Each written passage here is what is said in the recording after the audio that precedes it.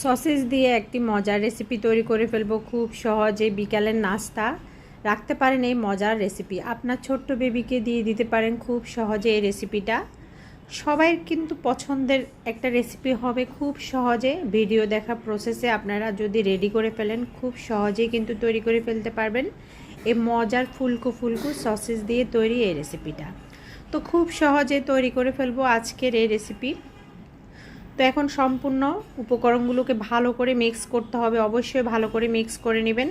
এরকম আঠালো ভাব হলেই তারপরে রেখে দেবেন। এখন সসেসগুলোকে এভাবে টুকরো টুকরো করে নিচ্ছি। দেখুন, একটি কাঠির সাহায্যে এগুলোকে প্রত্যেকটার ভিতরে কাঠি ঢুকানো হয়ে গিয়েছে। এখন একটু ময়দার উপরে কোট করে নিচ্ছি। এরপর আবার ডোয়ের উপরে এভাবে ভালো করে ঘুরিয়ে গোল শেপ দিয়ে নেবেন। অবশ্যই ভালো করে গোল শেপ দিয়ে নেবেন।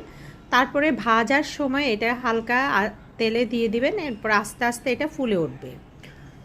5 থেকে 7 মিনিটের মতো এটাকে ভালো করে হালকা আঁচে ভেজে নিতে হবে। ভাজার পরে কিন্তু এটা ভালোভাবে একদম ব্রাউন কালার হয়ে গেলেই কিন্তু উঠিয়ে পরিবেশন করবেন গরম গরম। এই রেসিপিটা কিন্তু খুবই দারুণ। আপনার বাচ্চা কিংবা বড় সবার পছন্দের প্রিয় খাবার হয়ে উঠবে কিন্তু।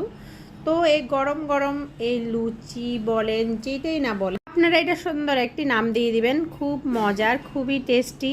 তো এই রেসিপিটা অবশ্যই বাসায় ট্রাই করবেন। ভালো লাগলে চ্যানেলটি সাবস্ক্রাইব করে পাশে থাকবেন।